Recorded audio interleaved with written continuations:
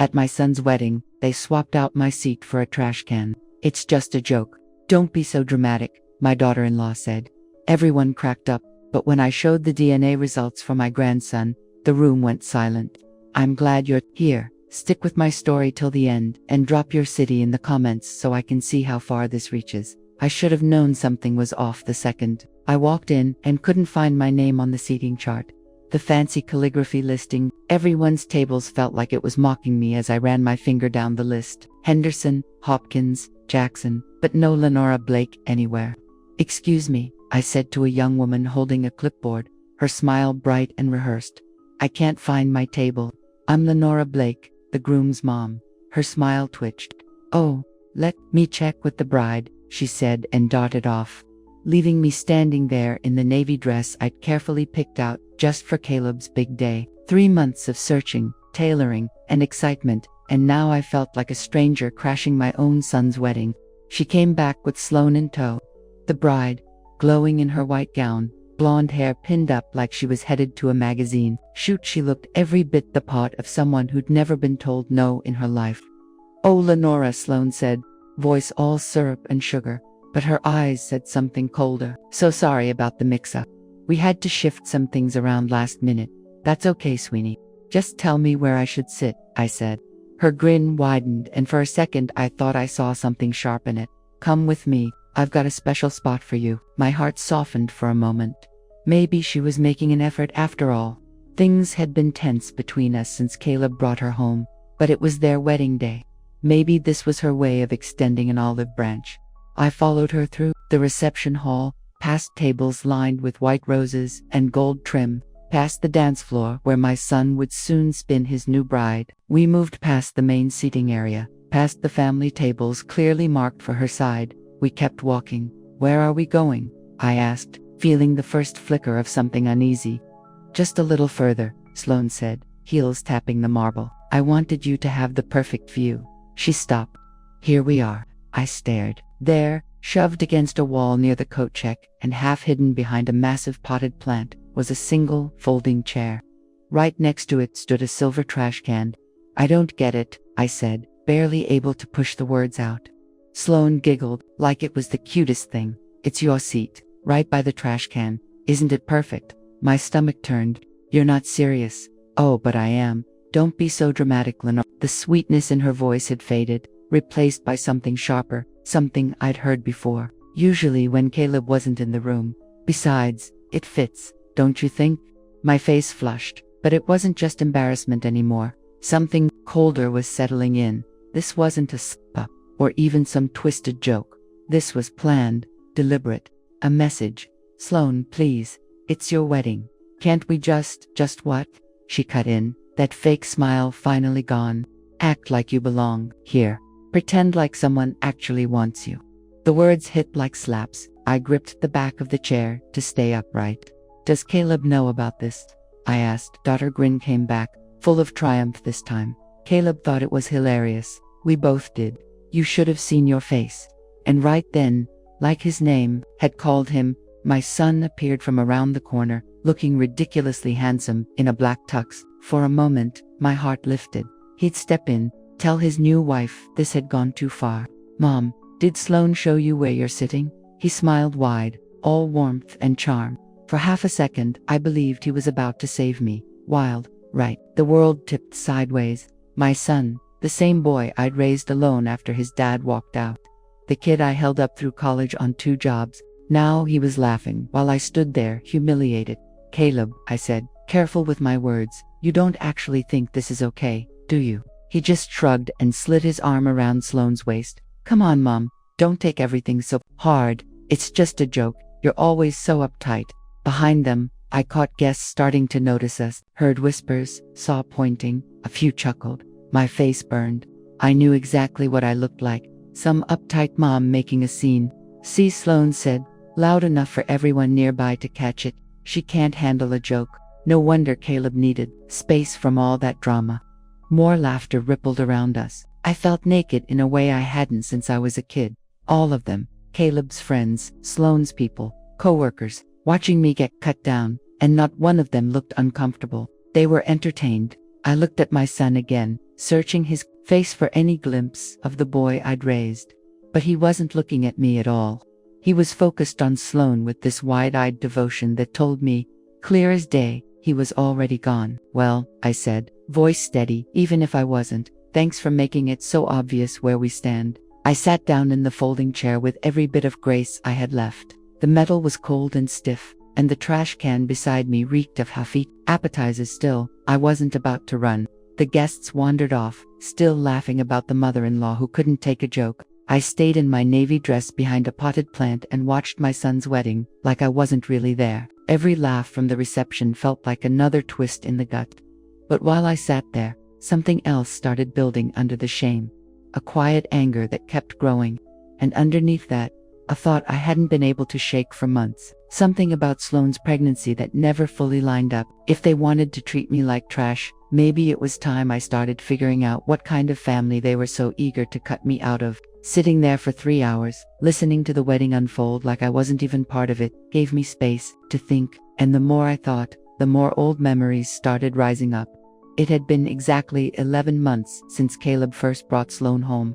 I remembered because it was my birthday. I'd hoped for a quiet dinner with my son. Instead, he showed up with this striking girl who immediately started taking over, shifting the conversation, the seats, even the meal I'd made. Caleb's told me so much about you. That's what she said, smiling, but it didn't quite reach her eyes. I really hope we get close. 6 weeks later, they were engaged. 3 months in, she was pregnant. It all moved fast, sure, but Caleb was so happy, so gone for her. I convinced myself to let it go. Young love. Sometimes it just moves quick. But now, sitting next to that trash can, watching him look at her like she hung the moon, all those doubts came crashing back, sharp and loud. The baby, Julian, was born exactly 7 months after they met. 7 months, they said he was early, but Julian had been a solid 8 pounds, big and healthy. Not what you'd expect from a preemie. When I'd gently asked about it, Sloane got defensive. Are you saying I'm lying about my own pregnancy? She snapped. Some babies just hit milestones faster than others. Maybe if you'd had more kids, you'd know that. That one landed hard, right where it hurt most. I'd wanted more after Caleb, but his father walked out when Caleb was 3, and I never found anyone else worth bringing into our small, careful life. Sloane knew how to find the softest part of a person and press until it bruised. From my uncomfortable seat, I watched the baby make his rounds through side of the family. He was beautiful, dark hair, deep brown eyes that didn't miss a thing. 9 months old, just learning to pull himself up on the furniture, babbling like babies do. But those eyes, they unsettled me. Not because something was wrong, just because they didn't match. Not Caleb's blue ones, not Sloane's green. And looking around at the wedding crowd, I didn't see anyone else with eyes like Julian's, or that sharp-edged face of his. I shook the thought off. Genes are strange, unpredictable. Babies don't always look like their parents, especially at first. I told myself I was letting my own feelings get in the way, but then I remembered something else. It was just 3 months ago, I'd dropped by their place to grab some mail that had ended up at my address. Figured I'd get a quick peek at Julian too. He seemed to change every week. I knocked inside. I heard Sloane on the phone, voice tight and angry. You need to stay away, she said. I've told you again and again. It's done. I'm married now. That's it. She opened the door, face flushed, nerves showing. Lenora, what are you doing here? I held up the envelope. Just bringing some mail. You okay? You look a little shaken. Just a telemarketer, she said quickly, but her hands were trembling as she took the envelope. You know how they are, won't let go. I'd wanted to ask about Julian. Just a minute to see him, but she wasn't having it. Now's not great, she said, already easing the door shut. He's napping, and I've got a bunch of important calls. But now, thinking back, that phone call didn't sound like a marketer. It sounded personal. Even with the sharp tone, there was something close in it. Like whoever was on the other end knew Sloane a little too well. Maybe someone who'd been around before or during Caleb. Another memory crept in. The day Julian was born. I was at the hospital, holding him for the first time. A nurse leaned in and said, "He's got such strong features for a newborn. Usually takes time for them to grow into their face. But this little guy already knows who he is." I'd thought she meant he was alert. Now, I wasn't so sure. Maybe she'd been hinting at something else. The reception was winding down. Cake had been cut, bouquet tossed, first dance done. Caleb looked happier than I'd ever seen him, spinning Sloane across the floor while everyone clapped and cheered. They looked in love, at least he did, but love has a way of making you blind. I'd learned that lesson the hard way with his father, a man who was sweet and thoughtful right up until the day he drained our account and ran off with his secretary. As I finally stood, knees aching from sitting so long in that horrible chair, I made up my mind. If Sloane wanted to treat me like garbage, make my own son believe I didn't matter, then maybe it was time I stopped playing nice. I walked over to Julian. He was sleeping in his carrier, surrounded by flowers and wedding gifts. Calm, tiny, peaceful. Even in sleep, his face was full of something I couldn't quite name. Those sharp brown eyes and that chiseled jaw didn't match my blue-eyed, soft-faced grandson. I said, "Beautiful baby," loud enough for Sloane to catch it from across the room where she was soaking up praise. "He's going to break hearts one day." Her head jerked in my direction, her gaze tightening. For a split second, something flickered, fear, maybe, before she smoothed it over. That caught my attention. I bent over and brushed Julian's tiny hand with my fingers. Sweet kid, too young to be tangled up in whatever mess the grown-ups around him had spun. He deserved more than that, and more than anything, so did Caleb. As I walked out of that place, I felt lighter than I had in a long time. Not because the shame had faded. I was still leaving a wedding where I'd been treated like I didn't matter.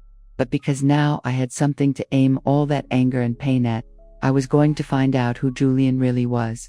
Not out of spite, though the idea of wiping that smug look off Sloane's face was tempting. I needed to do this because my son had a right to know who he'd married and what kind of family he thought he was building.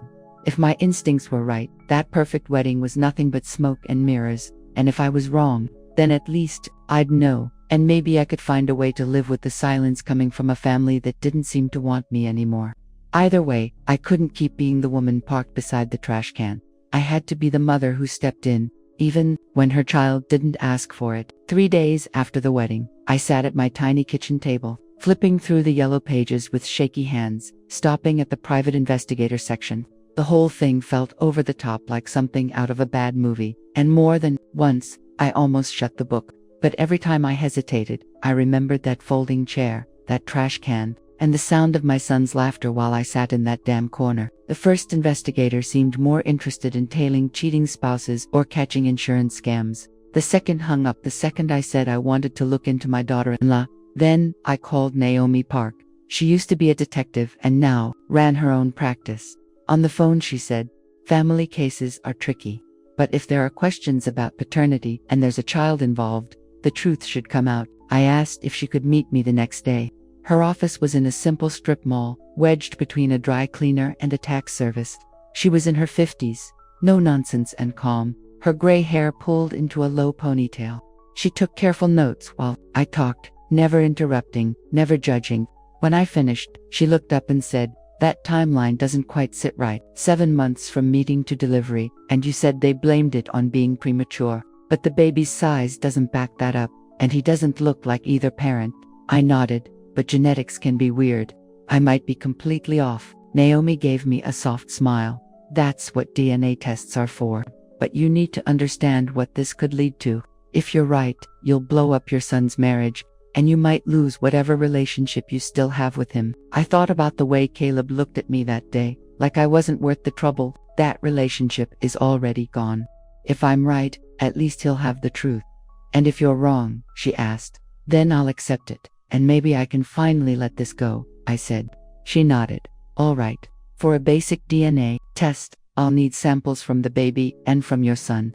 The baby's easier, pacifier, bottle, anything that's been in his mouth. Getting your son's might be harder." My chest tightened. "I barely see Julian. Sloane keeps me away.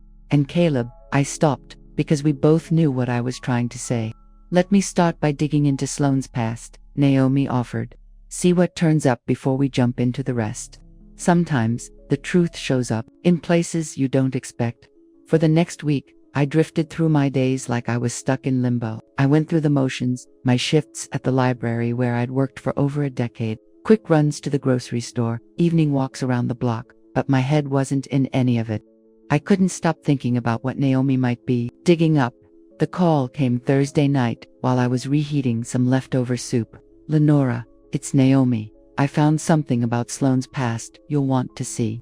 Can you come by tomorrow afternoon? I barely slept. My mind spun in every direction, imagining the worst. When I stepped into Naomi's office the next day, she had a thick manila folder open on her desk, papers spread out like she'd been up all night herself. Sloane hasn't been totally honest about where she came from, Naomi said straight away. She told your son she lived in Boulder before moving here, worked as a marketing coordinator at a small company that shut down. That part's not a lie, but it's not the full story either. She pushed a photo across the desk.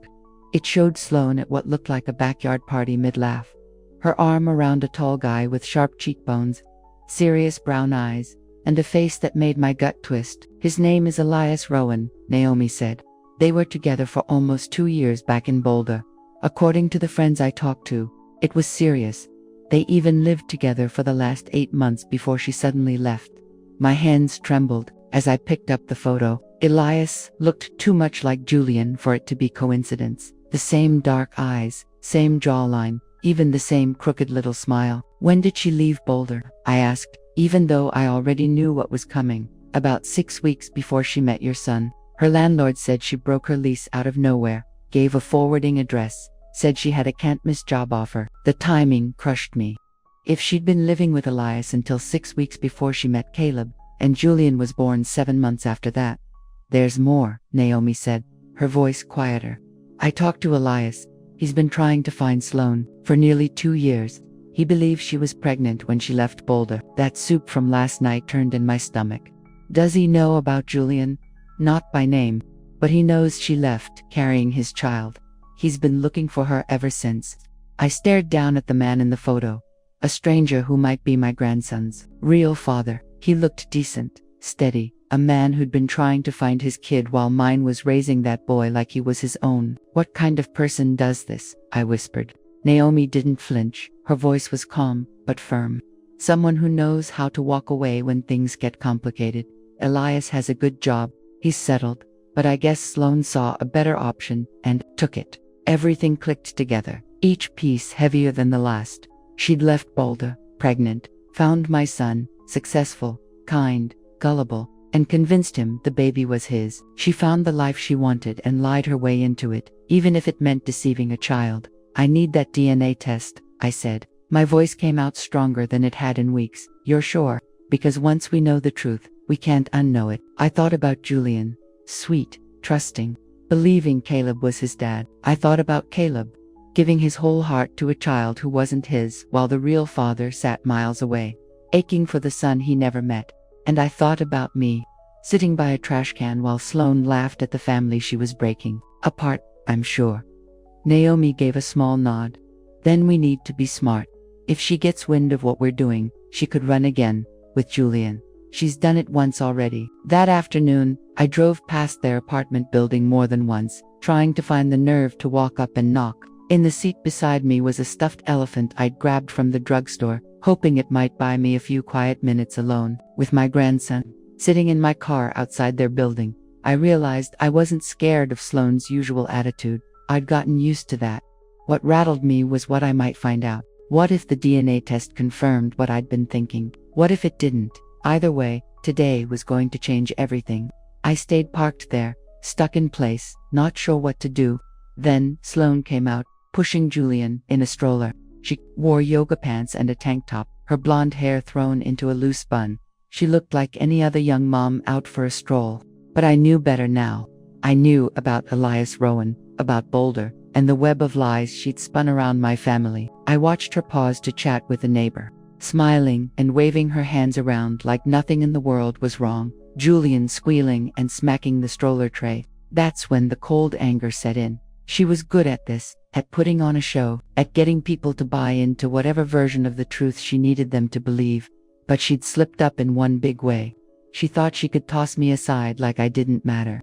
I started the car and headed home, already thinking through my next move. Naomi had been right. We had to tread carefully. But careful didn't mean helpless. I wasn't going to be the helpless one in Sloane's version of events anymore. I was done playing that part. And the opening came sooner than I thought. Sunday afternoon, Caleb called with something so unexpected, I nearly didn't believe him. Mom, want to come over for dinner tonight? Sloane thought it'd be good to have a family dinner. My grip tightened on the phone, my instincts kicked in. After the wedding, the idea that Sloane suddenly wanted me around didn't sit right. Are you sure that's her idea? Yeah, we've been talking, and we both feel bad about the way things went at the wedding. The seating stunt that was supposed to be funny, but maybe it went too far. Maybe it went too far. Not that it was mean and degrading, just maybe, but I let that slide. This dinner might be my shot to get what Naomi needed for the test. That's really nice. What time should I come by? 6. And Mom, could you bring those dinner rolls you used to make, the ones with the herbs? It was such a normal thing to ask. It reminded me of the son I raised. For a second, I almost forgot about DNA and lies and Elias Rowan. Sure, sweetheart, I'll make them this afternoon. I spent the next few hours in the kitchen, kneading dough, trying to keep myself steady. Those rolls were always Caleb's favorite, his go-to request for birthdays, holidays, anything special. They took time, multiple rises, a close eye on the oven, but making them was always how I showed love when I didn't have the words. As I rolled the dough into rounds, I kept going over Naomi's instructions. Anything the baby's had in his mouth recently, a pacifier, a toy, even a spoon if he's on solids, just bag it up when no one's watching.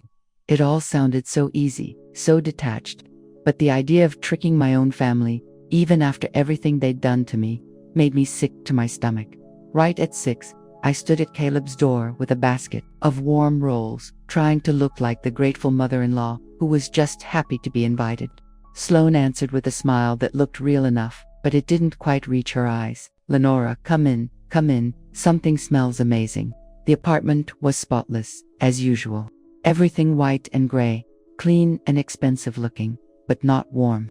Julian sat in his high chair, smacking a blue plastic spoon on the tray, while Sloane moved around the kitchen finishing up what looked like a fancy dinner. Need help with anything? I asked, setting the basket down. Just keep Julian occupied while I get everything on the table. He's been cranky all afternoon. I slowly approached the baby they said was my grandson, still thrown by how much he didn't look like Caleb or Sloane.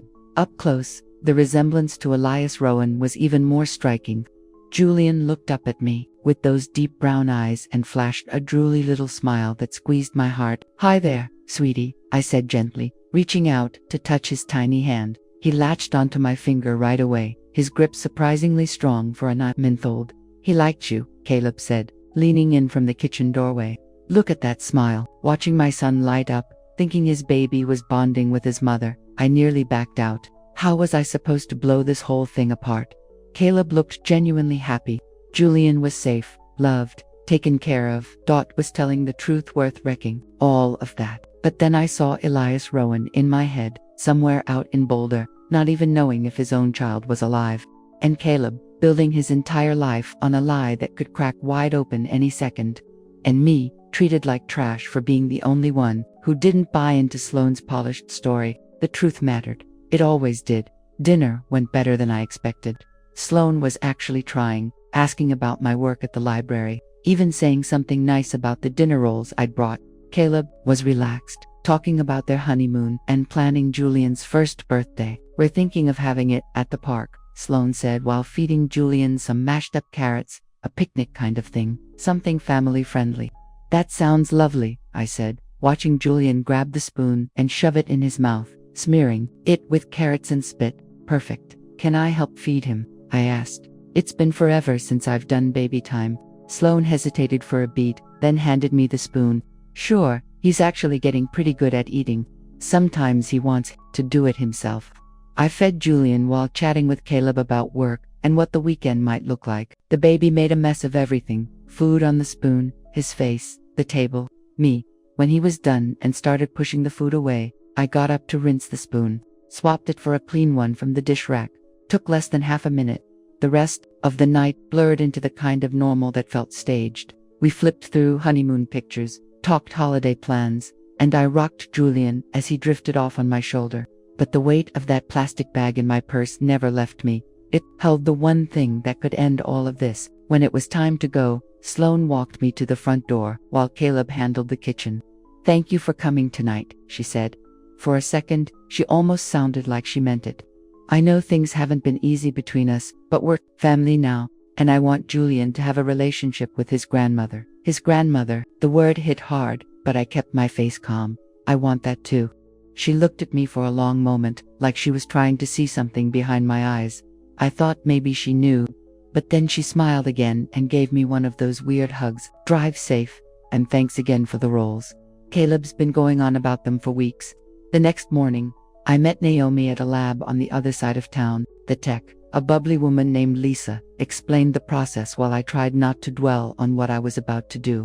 "We'll compare the DNA from this sample with a sample from the alleged father," she said as she carefully labeled the bag holding Julian's spoon.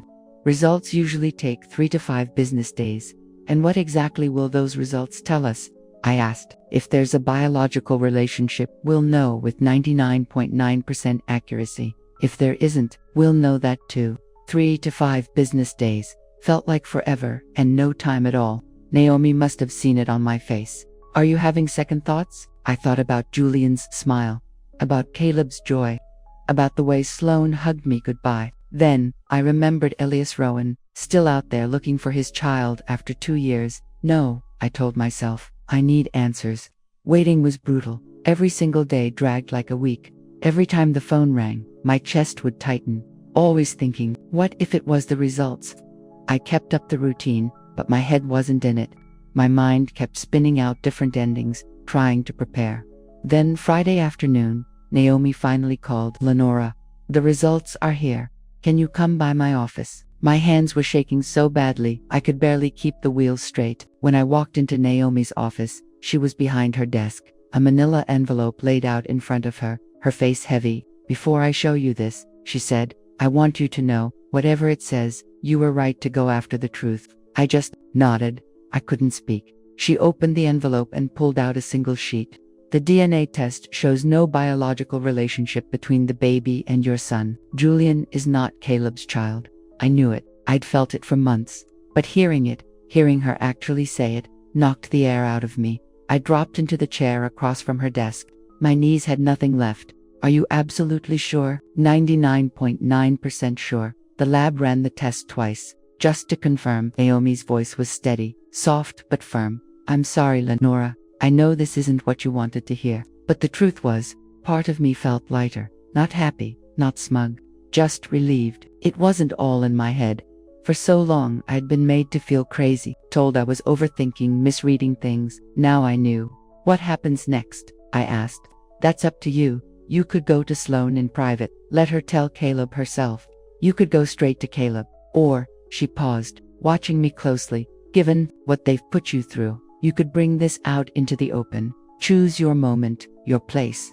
I pictured that folding chair, that trash can, the guests laughing at my expense. I thought about Elias Rowan, still searching for his child, and I thought about Caleb, living in a lie that wouldn't stay buried forever. "I need time," I said. But even then, I felt the beginning of something forming. Sloan had chosen how and where to tear me down. Maybe it was time I returned the favor. The truth was out. Now it was mine to use. For 2 weeks after that day, I carried the truth like a weight in my chest. Every word to Caleb felt fake. Every smile was an effort. Even small talk about Julian felt loaded, like any second it could all come spilling out. Then the opportunity came, in the form of another invitation. This one even more absurd than the last. Sloan called me herself, Thursday night, sounding cheerful and sweet. "Lenora, I've got a great idea. What do you think about a little party for Julian's first steps? He's so close to walking, and I thought it'd be nice for both families to be there when it happens." My grip on the phone tightened. "Both families?" "Yeah, my parents are driving in from Asheville, and my sister's coming to." I thought it'd be the perfect chance for everyone to meet. Just a nice, big family moment. The irony hit hard. Sloan wanted to show off her perfect family, with me smiling on the sidelines like some grateful mother-in-law. She had no idea she'd just handed me the perfect setup. "That sounds lovely," I said. "What should I bring? Just you?" "Well, maybe some of those dinner rolls. My parents haven't stopped talking about them since that night." Saturday showed up gray and damp, fitting the mood I'd been carrying. In my purse, tucked into a manila envelope, were the DNA results and Naomi's full report, including the photo of Elias Rowan. I'd printed out the contact info Naomi had tracked down for Elias, though I still wasn't sure I'd actually need it. The apartment was already full when I got there. Sloane's parents, Richard and Patricia Moore, were a polished couple in their 60s, the kind of people who clearly had money and didn't mind making sure you noticed. Patricia had on a soft, cashmere sweater that probably cost more than I spend on groceries in a month, and Richard's watch caught the light every time he moved his hand. Sloane's sister, Melody, was like a younger copy of the bride, blonde, pretty, and full of herself. She had Julian in her arms, cooing at him while he babbled and grabbed at her earrings. "You must be Lenora," Patricia said with a smile that looked polite but felt more like an evaluation. "We've heard so much about you." I couldn't help wondering what exactly they'd heard, considering Sloane had parked me next to a trash can at the wedding. "It's great to meet all of you. Thanks for having me today." "Of course," Richard said, though his handshake was short and stiff. "Family is family." If only he knew how that line was about to age. I stayed in character for the first hour. I listened to Patricia talk about their latest cruise, laughed at Richard's half-funny jokes about retiring, nodded along while Melody vented about her job in marketing, but the whole time, I kept watching Julian. He was close, real close, walking on his own, pulling himself up, cruising along the furniture, eyes lit up with focus. Caleb was right in his zone, the proud dad with his phone out, recording every second, encouraging the baby who thought he was his father. Watching it all made my chest tighten. Still, I shoved that feeling aside. This was necessary. "Should we move to the living room?" Sloane suggested after lunch. More space for Julian to practice walking. We shifted to the big living room, forming a loose circle on the floor while Julian stood wobbling near the coffee table. The mood was hopeful, everybody waiting for the big moment. "Come on, buddy," Caleb said, crouched about 6 feet away with his arms open. "Come to Daddy." That word, Daddy, landed like a punch to the gut, but I kept my face steady. Julian looked around at all the cheering faces, like he understood something big was going down. He let go of the table, swayed a little, took one careful step, then another. "He's doing it," Melody squealed. The room exploded in applause as Julian took 5 shaky steps before plopping down hard, shocked and proud. Caleb swept him up, spinning him around while the baby squealed with laughter. "Julian's first steps," Sloane said, her eyes wet. "I wish we could hold on to this moment forever." "Actually," I said, slowly rising to my feet, "I think this is the right time to bring up something I've been meaning to talk about with everyone." The room went still. Every head turned. Sloane's smile twitched, just barely. She must have caught something in my voice. "What is it, Mom?" Caleb asked, Julian still in his arms. I reached into my purse, pulled out the manila envelope. My hands were steadier than I thought they'd be. "I recently found out something that I think the whole family deserves to know, especially you, Caleb." Sloane's face drained of color. "Lenora, what are you doing?" "I'm telling the truth," I said. Something I should have said weeks ago. I opened the envelope and held up the DNA test results, the lab's letterhead clear for all to see. 2 weeks ago, I had Julian tested. The silence in the room was suffocating. Caleb's face shifted. First confusion, then disbelief, then something close to understanding. "Mom, why would you?" he began. "Because I had a feeling, and now the results confirm it." I cut in. "Julian isn't your biological son." The reaction was instant. Patricia let out a loud gasp. Richard mumbled under his breath.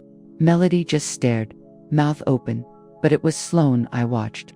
Her face collapsed, then hardened, then collapsed again as the reality hit her. "That's not true," she said, but even she didn't believe it. "How dare you?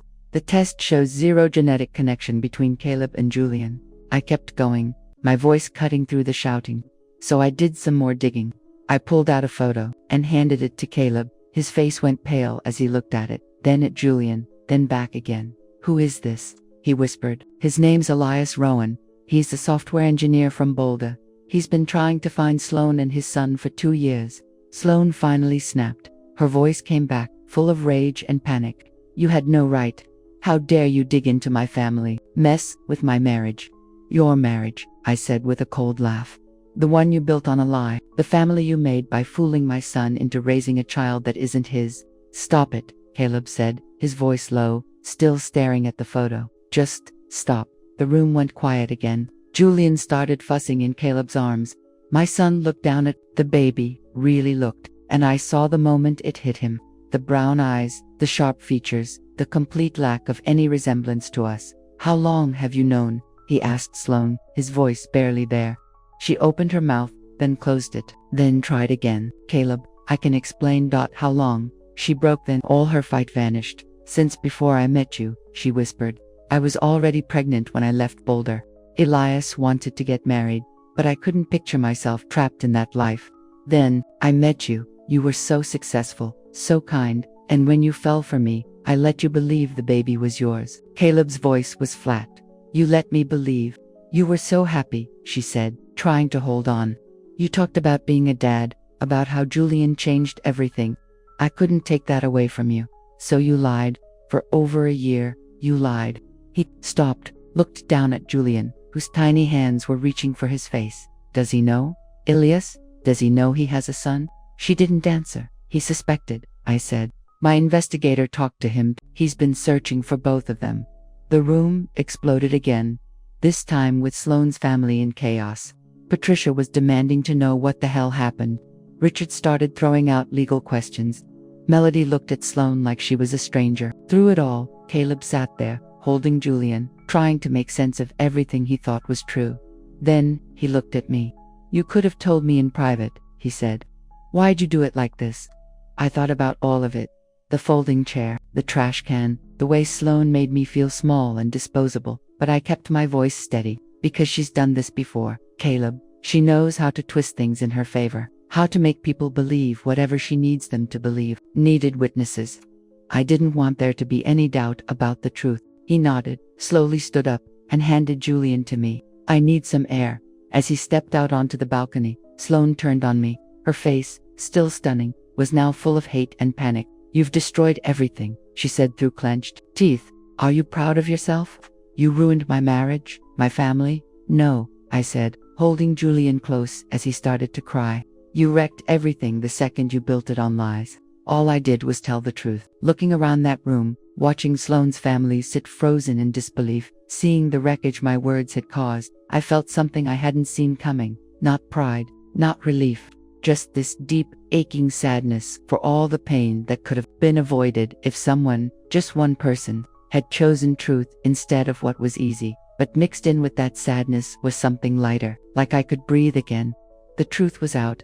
No matter what happened next, at least we weren't living in a fantasy anymore. 3 months later, I was in my kitchen making dinner rolls. Nobody had asked for them.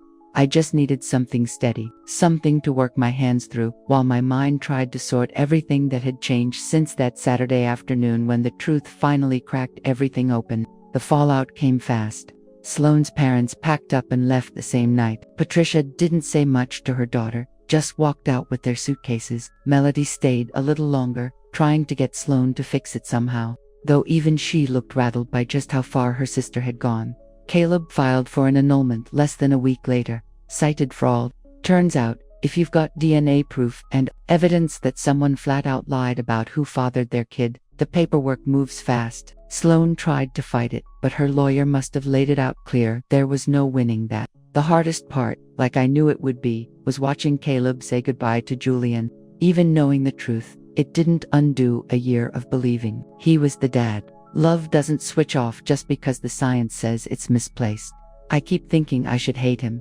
Caleb said that once at one of our new weekly dinners, something we started up after the dust settled a bit. He's a reminder of how blind I was. But then I look at him and see a baby who didn't choose any of this. I'd finished it for him, right?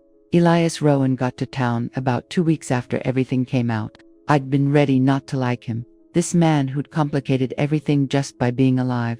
But Naomi's digging had been right. He was exactly who he seemed to be, a decent guy who'd been looking for his kid and the woman he thought he had a future with. His first meeting with Caleb had been stiff, but respectful. Two men, both tricked by the same person, trying to figure out how to carry this mess with some kind of grace. I didn't know she was pregnant when she left. Elias had said in that first conversation, if I had, I would have done anything to find her. Caleb had just nodded, tense. So what now? I want to be in my son's life. Support him. Be there however I can. But I get that you've been raising him this whole time. I'm not here to rip him out of everything familiar. It was more thoughtfulness than Sloane had ever offered anyone. The custody plan they landed on was messy but fair. Elias would have primary custody. He moved to our city so Julian's transition wouldn't be jarring. Caleb got regular visitation, and they'd revisit the arrangement once Julian was old enough to understand it all.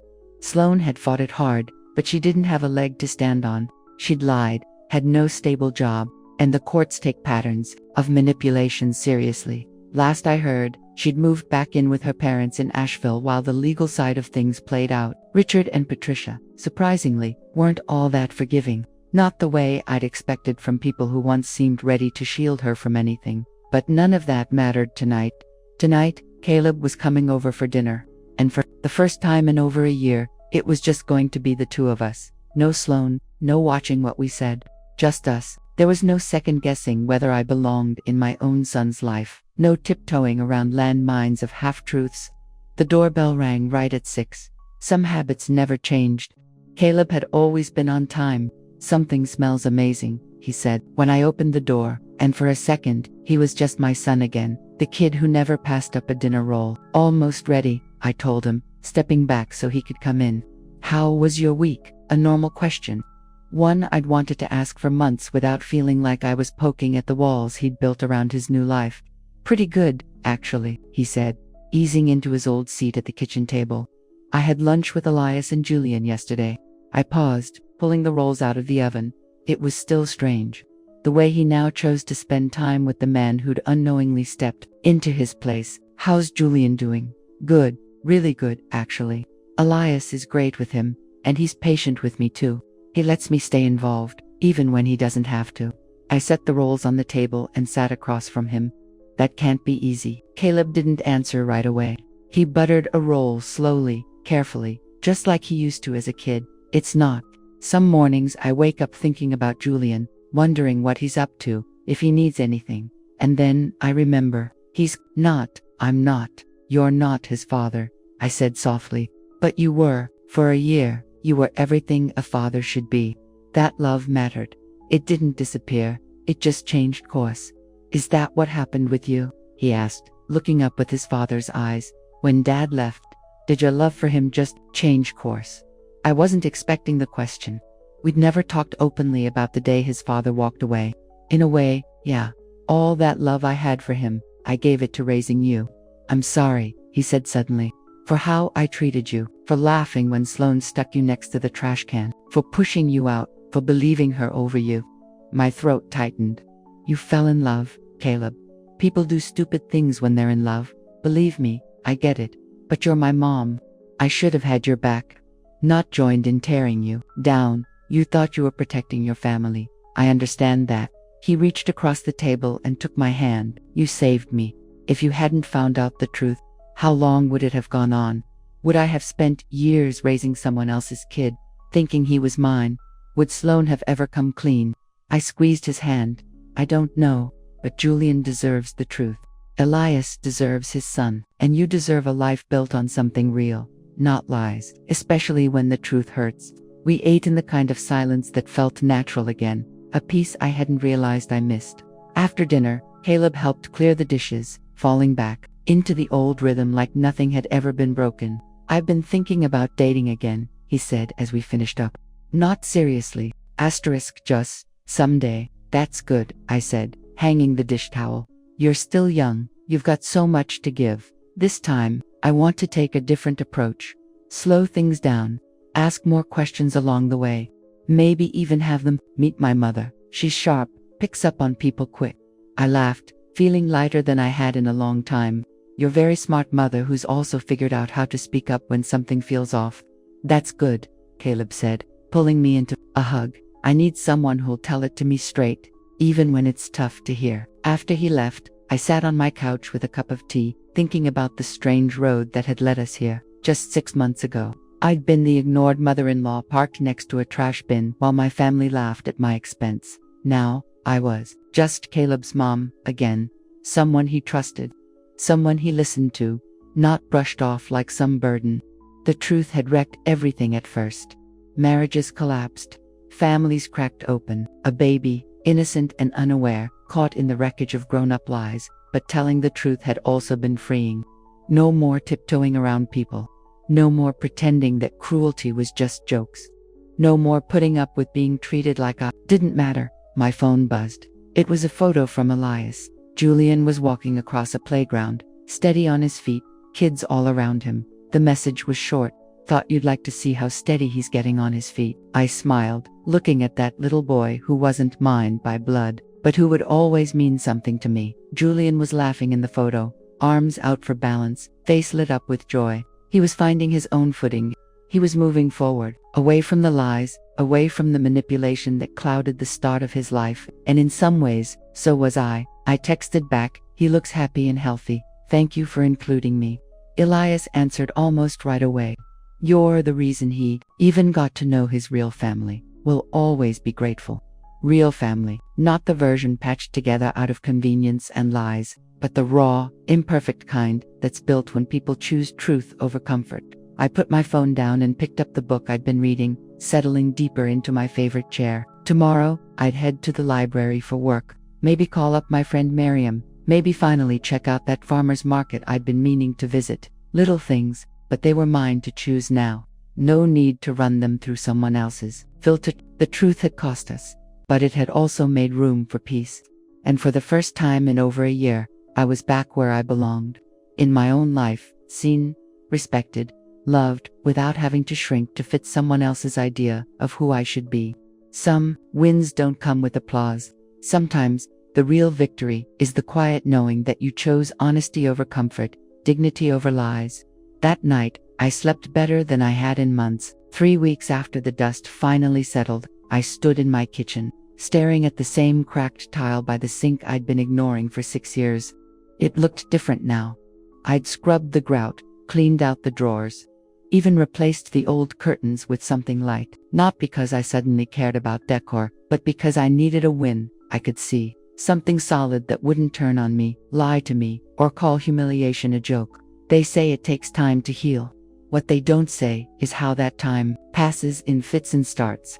One day you're boiling pasta and humming along to the radio. The next you're halfway down the cereal aisle before a kid's laugh sends you spiraling. Julian's laugh. I hadn't heard it in over a month. I missed him more than I let myself admit. But that's the thing about truth. It doesn't ask what you're ready for.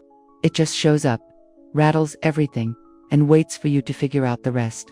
The call came around 10 a.m. on a Monday. I was at the library, shelving a copy of To Kill a Mockingbird, when my cell buzzed. Unknown number. I almost didn't answer. Lenora Blake, a man asked. His voice was calm, low, steady. "Yes, this is Elias Rowan. I hope it's okay. I'm calling. I got your number from Naomi." My hand froze on the spine of the book. I stepped into the back office and shut the door. "Of course. Is something wrong?" "No, not at all," he said.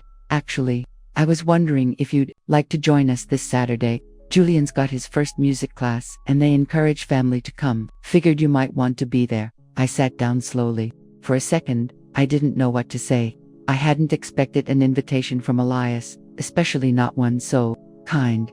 "I'd love that," I said. "Thank you. You're part of his story, Lenora, no matter what the DNA says." That one sentence sat with me all week. In a world full of people so quick to cut each other out, here was a man I barely knew, offering something most people guarded like gold: access, a chance to stay connected to the boy who, for a time, called me Grandma. Saturday came with cold wind and clear skies. I pulled on the navy coat I used to save for special occasions and drove across town to the rec center where the class was held. I spotted Elias near the front steps, Julian on his hip, bundled in a red fleece jacket. "He's gotten bigger," I said, as I walked up. Julian smiled, wide and gummy, the way babies do when they know your face but not quite your name. Reached out, and he leaned into my arms like it was nothing, like time hadn't passed at all. Inside the music class was a mess of tambourines, shaky maracas, and parents singing slightly off-key. Julian clapped through the whole thing. He laughed at a boy who kept banging on the drum like it owed him money, and once, just once, he turned to me, raised his little hand, and smacked the shaker into my knee like it was his way of saying, "You still count." When the class ended, Elias helped me get Julian into his coat. I know this hasn't been easy, he said, not looking at me. But I want you to know, I'm not trying to erase what you were to him. I nodded. I don't need a title, just want him to grow up surrounded by people who tell him the truth and love him without strings. Ilias finally looked at me then. So do I. That afternoon, I didn't go home right away. I drove past the park. Then, the old high school where I'd once sat through Caleb's marching band rehearsals, wrapped in a blanket and yelling too loud. Memories I hadn't touched in a long time. Eventually, I ended up at Miriam's house, my neighbor, my friend, and the one person who hadn't looked away when my world cracked open. Wine, she asked, opening the door in her slippers. God, yes. We sat in her kitchen, old Motown, playing low in the background. You look lighter, she said. I feel it. For the first time in years. You thinking of dating? I laughed into my glass. Let me breathe a little first. She smiled. You're allowed to want something new, you know. Love, companionship, doesn't mean you're erasing the past. Just means the past doesn't get to hold the pen anymore. I thought about that on the way home, about how long I'd lived in reaction to other people's stories, Caleb's, Sloane's, even my ex-husband's. For years, I let their choices shape mine. I waited to be invited, waited to be accepted, waited to be wanted. But I wasn't waiting anymore. I had the house, the job, my name, my breath, and a truth that didn't need to be defended anymore. I was finally mine again. Spring came in slow this year, like it wasn't sure it was welcome. The dogwoods were late to bloom. The rain clung to everything, and I, somehow, had grown comfortable in the waiting. The library got a new assistant, a young woman named Jody, who wore dark lipstick and always smelled like cinnamon. She was sharp, asked questions, stayed late. One afternoon, as we were sorting through a shipment of donated books, she asked me, "Do you ever wish you'd done something different with your life?" I didn't answer right away. I ran my fingers over the faded spine of a copy of Little Women. "No," I said, "but I wish I'd lived it for myself a little sooner." That night, I walked past my hallway mirror and didn't turn away. My face looked older, yes. The fine lines had deepened since last year, but there was something stronger now, too. A stillness.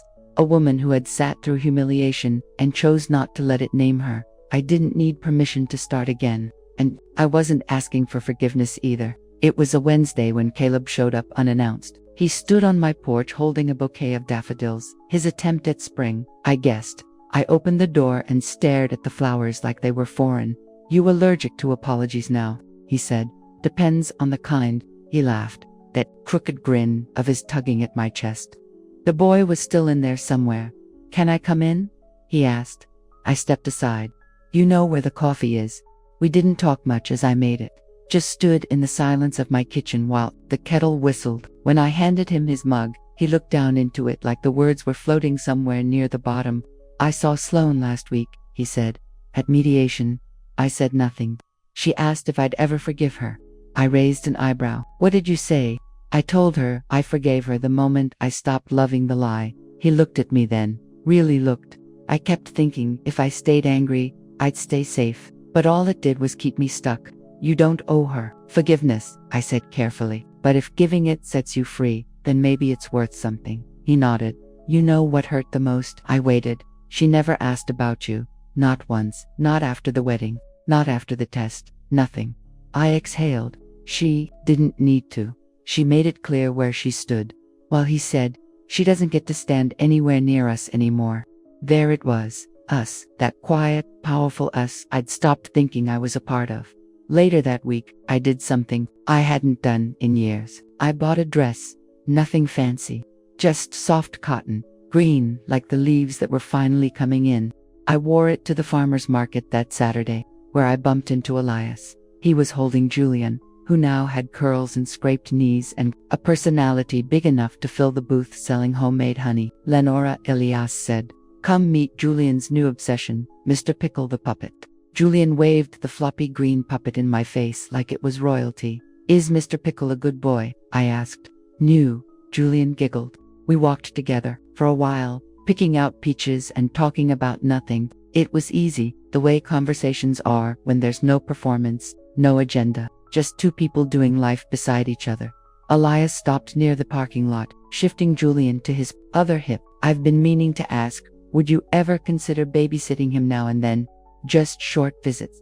You know he loves you. My eyes watered before I could answer. I'd like that, I said. I'd like that very much. In May, I finally opened the letter from the community college. I'd signed up for a writing course months ago and forgotten. It started next week, Tuesday nights, 3 hours, adult learners only. At first, I panicked. What was I thinking? Sitting in a classroom at my age.